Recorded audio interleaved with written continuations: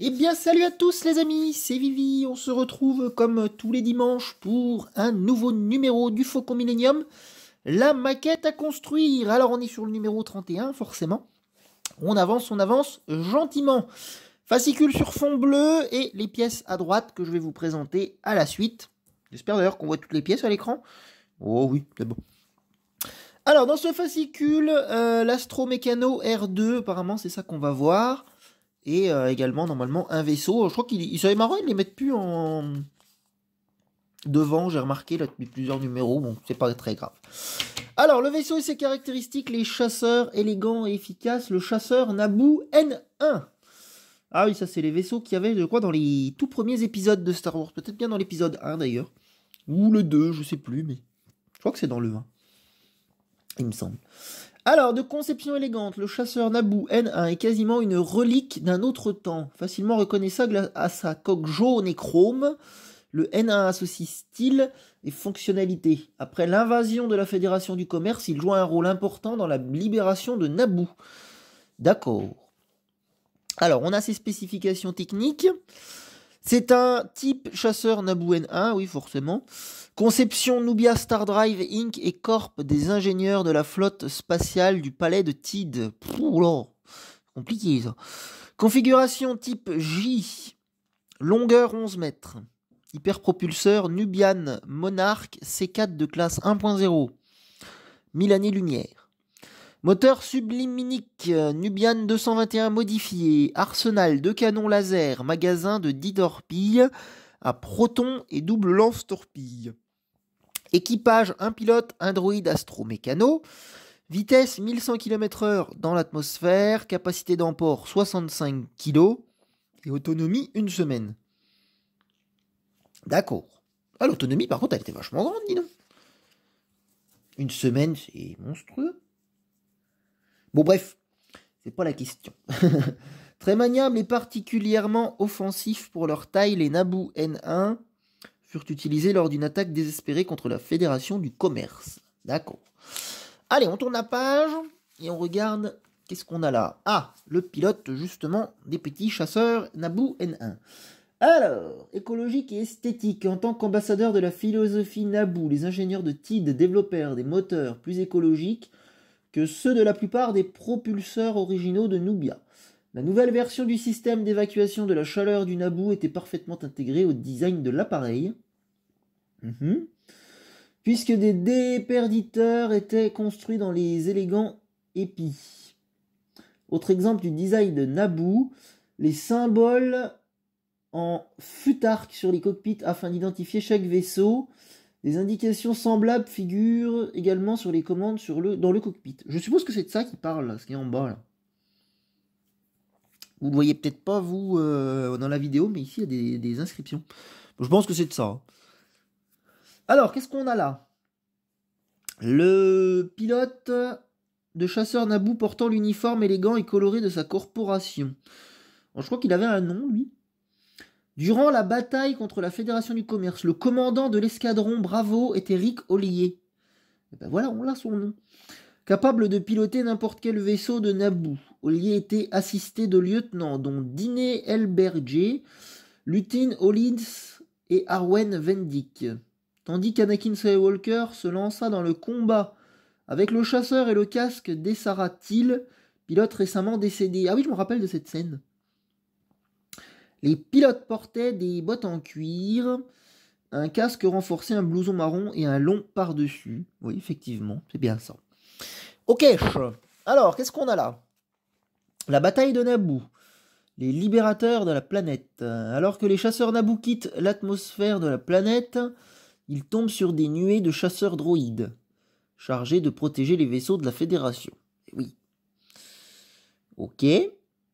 Durant la bataille de Naboo, les chasseurs N1 pulvérisèrent de nombreux droïdes vautours de la Fédération du Commerce. C'est l'illustration qu'on a là. Et enfin, ici en coulisses, des lignes pures. Ouais, on nous montre chasseur Naboo flamboyant prêt à être filmé en incrustation en studio. Juste là. Ok. Allez, on continue. Alors ici, Secret de vol, l'Astromécano R2. Ah, une petite droïde que beaucoup de gens connaissent, je pense. Alors, dans sa quête de miniaturisation industrielle, Automaton créa un modèle très compact, l'Astromécano R2. Tous les composants essentiels étaient logés dans un boîtier cylindrique en duracier mesurant à peu près le quart de la taille de l'énorme prototype Astromécano P2 de la même société. Alors, on le voit ici justement dans le vaisseau. La plupart des petits vaisseaux ont des prises droïdes configurées pour connecter une unité R2. L'Astromécano peut alors jouer le rôle de copilote. Mais vu la configuration du N1, le droïde doit télescoper sa tête vers le haut. Ah oui, d'accord. Ok. Qu'est-ce qu'on a ici? Durant la bataille au-dessus de Coruscant, R2-D2 aida Anakin Skywalker à esquiver 2 missiles qui arrivaient sur lui et utilisa son bras à décharge électrique pour électrocuter un droïde qui avait atterri sur le chasseur d'Anakin. Ah oui, je m'en souviens aussi de cette scène, effectivement. Et là, on a vraiment, à mon avis, tous les détails sur cette page de droite. Alors, je vous invite à faire pause si vous y voyez quelque chose, mais je suis pas sûr. Une configuration polyvalente. Alors, qu'est-ce qu'on a par exemple? Un indicateur de l'état du processeur. D'accord. Compartiment pour bras d'interface informatique. Voilà, enfin après, voilà, tous ces petits bras qui servent à quelque chose. Hein. Il a un 3e pied rétractable derrière. Les unités R2 sont équipées de fer à souder pour les réparations d'urgence. R2D2 s'en servit pour réparer la tête de C3PO. Oh bah oui, il l'a réparé plus d'une fois C3PO, il me semble. Ok. Très bien ce petit droïde. Ah bah puis tiens, ici, sur la page de gauche, on retrouve notamment ici... Bah sûrement les bras un peu. Alors, comme toutes les séries de droïdes R2D2 possèdent de nombreux bras, y compris de gauche à droite, un extincteur, un lubrifiant, un bras de recharge, une pince et un bras à interface informatique. D'accord. Donc on les retrouve là-haut, justement. Et en bas, on a... R2D2 joua un rôle essentiel pour l'Alliance et devint la cible de l'Empire lorsque la princesse Leia Organa l'utilisa pour stocker les données de construction de l'étoile de la mort. Ah oui, c'est vrai. Là, on y retrouve l'illustration justement où c'est qu'elle lui planque les plans de l'étoile de la mort, effectivement. Allez, on passe à la deuxième partie de vidéo. À savoir donc la présentation des pièces. Alors c'est parti. Alors la liste des composants est ici et les pièces sont à droite, donc je vais vous les présenter. Alors, assemblage numéro 31, structure de la coque inférieure, hein, ce que je vous ai dit, forcément. Alors les pièces suivantes, continuez de construire la structure de la coque grâce à une nouvelle pièce et terminez votre support de montage pour maintenir la coque. Ah, ça c'est bien, donc on a la dernière partie de support, ok. Outre les pièces dont vous avez besoin pour cette étape, vous disposez désormais d'une nouvelle pièce pour le dessous de la coque, gardez-la pour plus tard, ouais donc c'est elle. Alors on est parti. Pièce numéro 1, structure de la coque BF37, c'est celle-ci. 2, structure de la coque BF38 à côté. 3, support d'assemblage, une pièce, donc ça c'est la grosse pièce plastique qui est en haut. 4, patins antidérapants, ils sont déjà collés dessus. Je rappelle que je l'avais déjà fait. 5, vis x 17 plus une de rechange. Alors là, ce sont ces vis-là. Non, ce sont les noirs, pardon. Donc les vis pour la structure. Donc vous voyez, on commence d'arriver sur des sachets tout neufs. Hein. Vous avez dit, hein, j'avais été jusqu'au numéro 30. Donc forcément, ces sachets-là n'ont jamais été ouverts. Parce que j'utilisais tout le temps, en fait, les vis qui me restaient d'avant. Et c'est ce que je vais d'ailleurs continuer à faire. Avant d'ouvrir ces sachets-là, je vais utiliser les vis qui sont en vrac dans la boîte. 6, vis x 21 plus une de rechange. Donc c'est celle-ci. 7, vis x 4 plus une de rechange. Ce sont les vis en laiton. Qui vont servir notamment à la connecteur de nervure. 8, nervure radiale, donc une ici et enfin la deuxième à côté. 10, connecteur de nervure, donc en bas. Et la 11, plaque de la coque BP17, elle est ici. Voilà. Donc toutes les pièces sont bien présentes, pas de souci. On est parti dans le montage.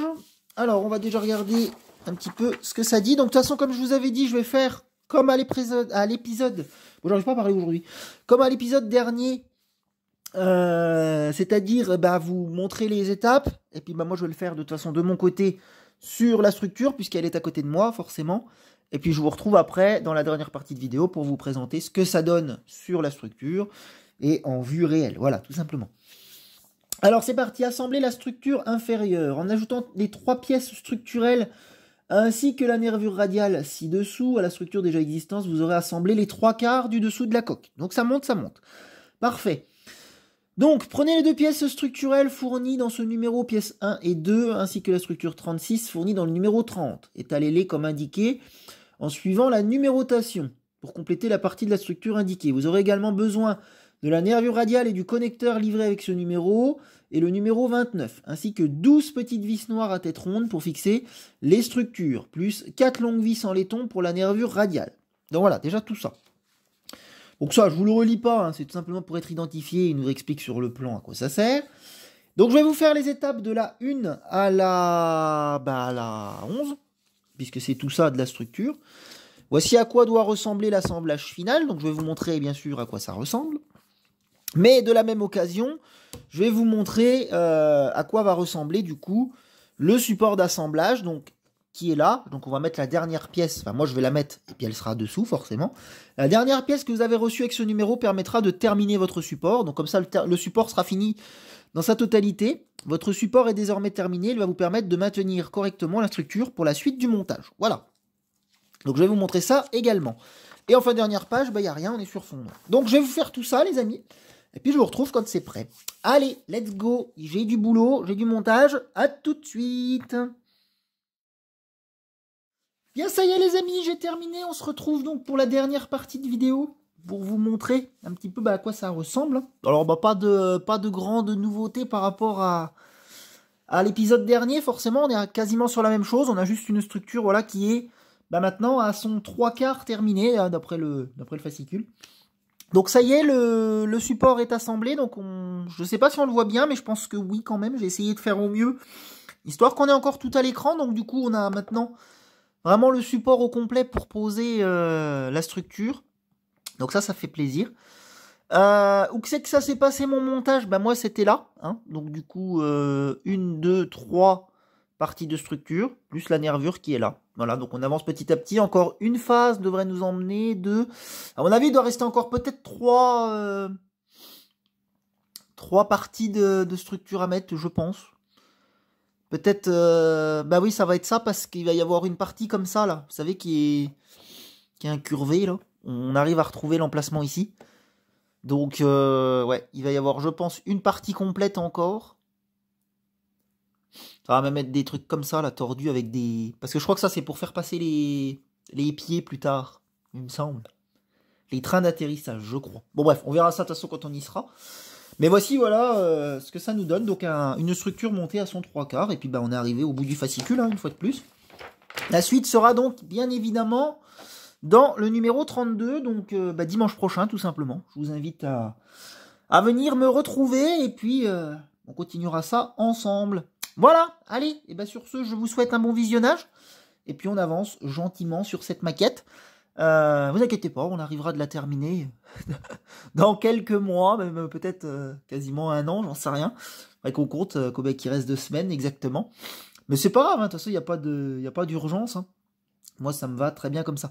Allez, salut tout le monde et à la prochaine pour de nouvelles aventures. Salut, salut!